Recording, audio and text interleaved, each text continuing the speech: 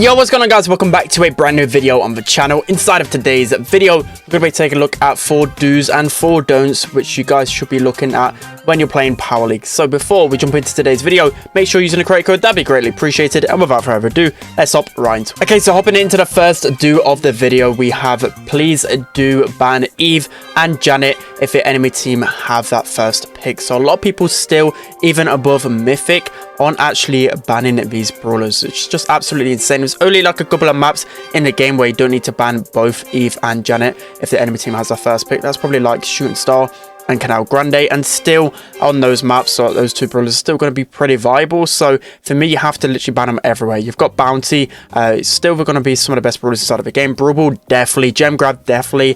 Heist, you could probably maybe get away with it, but still, I just wouldn't risk it when it comes down to Power League. And Knockout as well, Hot Zone, all insane on these type of game modes. These are the 2 best brawlers inside of a game right now. So if you watch my tier list, you'll know which are the best brawlers inside of a game. So look to ban those type of brawlers because you do not want the enemy getting the best brawlers. And then also, if you're thinking about the other alternatives like Shooting Star, you should be banning the likes of Piper and Nanny. They're the 2 best brawlers on that map. And then Snake Prairie, you want to be banning the Vision brawlers like Tara, Bo, and then Rosa. So those are going to be the first dudes. Okay, guys, so moving on to the first don't for the video, we have please do not pick your favorite brawler no matter the circumstances, no matter the map or mode. So for me, you might want to pick that favorite pick, and maybe if it's lasts like 3 seconds and you panic, you just want to pick that brawler you know you're good on. But for the most part, you want to be having a good look at the selection screen and looking at the map you're playing, and at least see what like the enemy's picking as well. You don't want to just straight away ready up on like a Sandy, for example. Like a lot of people I see got like Sandy on maps like Jordan Beetles. It's just one example, by the way. Like, might get away with it sometimes, but for the most part, if the enemy team are clever, you can actually really outrange a Sandy and then make Sandy like completely useless. There's a couple more examples like that, but I feel like people just go these type of brawlers just because they're comfortable with them. But in the long run, you'll thank yourself, especially if you go some of the brawlers you're not really comfortable with, because even if you lose that match, you will at least gain some valuable lessons and like learn how to face off against that matchup next time around.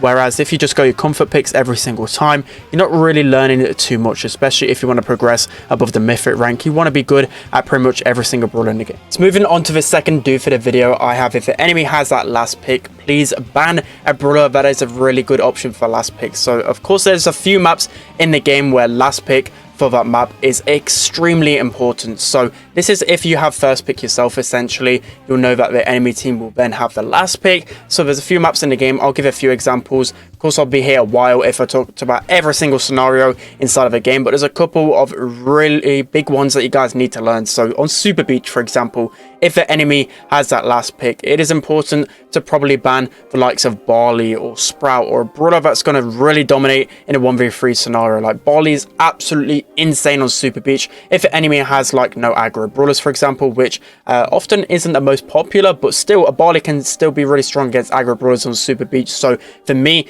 if I have that first pick, I'm going to be taking one of those bans at least on Barley, because I know for sure he's super strong. Also on like grassy maps as well, you might want to consider a good aggro ban, because for last pick, aggro brawlers are pretty dominant as well. So the likes of like Rose on Sneaker Fields, for example, you could probably take a option to ban that as well. But there's a lot of other scenarios. Just make sure you're considering what brawlers are good as a last pick, which can be really annoying against your competition, and make sure you're banning them. So next up on the don't list, I have don't leave yourself to get countered, especially in the draft stage early on. I see a lot of people go wrong to go like 2 type of the same brawlers. So I would say like 2 throws, for example, maybe like a Mr. P and like a Barley. This can be really, really bad because these brawlers aren't exactly well-rounded. These are normally like the type of brawlers you'd go to counter the enemies. So you don't really want to go those brawlers at the beginning of the draft stage. The reason why I say this is because it's so easy to get countered, because those aggro brawlers are just going to absolutely destroy you. So the likes of Mortis, for example,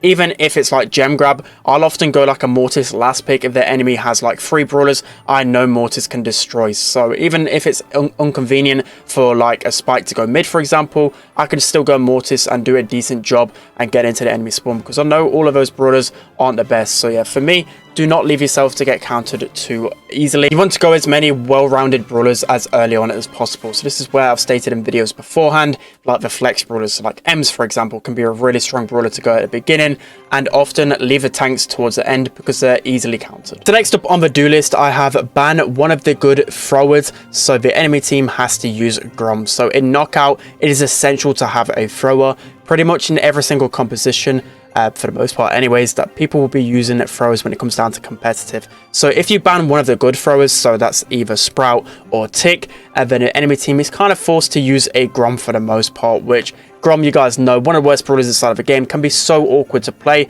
Sometimes you can get like good supers of Grom, don't get me wrong, it's not like the worst choice, but in those 1v1s, if you have a Sprout or Tick, you should easily have the better composition, because those throwers are so much better than Grom overall, just in every single department really. So I'll be making sure, if you have that first pick especially, ban one of the other throwers, like I said, Tick or Sprout. You get to first pick that Sprout or Tick, and then the enemy team is kind of screwed. So you get what I'm kind of saying here, but just make sure you're getting the better thrower. Okay, so third on the don't list, I have don't just simply copy what pros do. You have to learn and play the game yourself, and it works differently in a lot of different regions and a lot of different rankings in Power League. It's really weird to explain, but trust me, in different regions, there's so many different metas. For example, like NA, like Ash just runs the meta completely there, but when it comes down to EU, we like to pick likes of Bo, Squeak, etc, etc. There's just a bunch of different metas in different regions, and also in different rankings as well. Maybe like Penny, Jessie are just really strong in like Diamond League for whatever reason,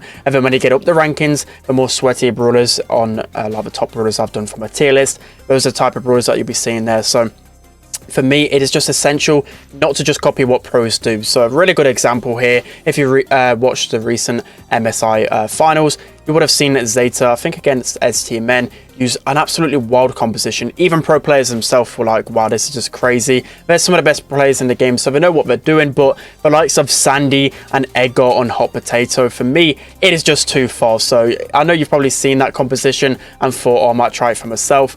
You're not really a pro player yourself, so don't be playing Sandy and Hot Potato, please. And Edgar as well. Edgar can be good against the likes of like Barley and Rico. Everything else not really the strongest, but yeah, don't be thinking you're Zeta going these absolutely wild compositions. For the most part, you're gonna get caught out. Okay, and finally for the fourth do, I have try on the bushy maps your hardest to pick the brawlers with a speed gear available. This might seem really obvious, but for me, I'll always try and opt for a brawler which I know I've got like a level 3 speed gear on, just because it's really going to help you in those 1v1s. Speed gear is by far the best gear in the game for me. So on these bushy maps, we're talking sneaky fields or any really map with some type of bush in, that speed gear is going to be essential to win that lane. That extra speed is just so valuable in winning your matchups. So again, these are the likes of sneaky fields. So even if your brawler is like power 10, and you could be picking like a power 11 brawler with like a damage and a shield gear, for example, I don't know, like Spike, often I do have those type of gears. I'd rather just pick like a Sandy with speed or like an Ems with speed, because I know I'm just going to be whizzing in and out the bushes really easily, and I'll be able to just dominate with that speed gears. So yeah, that's going to be my final do. Okay, and finally for my final don't, I have don't just go to 3 same type of brawlers in some modes and maps. You need at least a brawler that can be somewhat aggressive. So I see this as a common theme in Heist, especially when for the most part you'll be going like brawlers that can just control the game, which you don't really want all the time in Heist, because you want to be getting a substantial amount of damage when the enemy is actually going down. A lot of times you don't really want brawlers that don't do a lot of damage to the safe, because again, it's going to be really hard for you to get damage. I've seen some good examples recently in competitive where the composition looks so strong, like a Piper, like a Rico, like a Crow, but we're not going to be able to do too much damage. And then the enemy team has like a Daryl, for example. You only need that one push to be able to accumulate the amount of control and damage you had for like 2 minutes, for example. You was only able to get like 10%,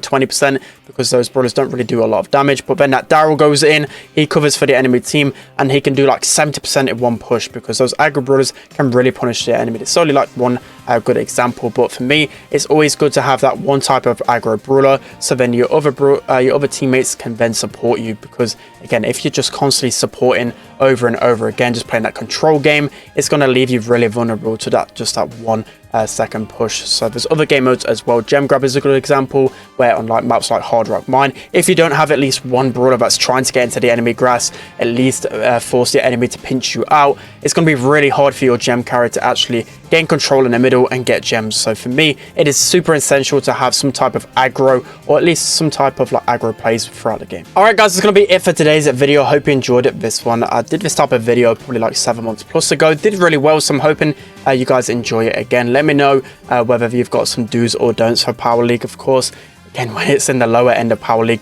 I could just talk over and over again about the amount of times people just go under level brawlers, or just go like really bad brawlers in the meta like Edgar, Penny, Jesse, etc, etc. It's just a ton of frustrating things with Power League. So maybe I could do like other Power League video, guys, if you guys want to see that. So yeah, that's going to be it for today's video. Hope you enjoyed. Don't forget to like, comment, and subscribe, and I'll see you guys next time.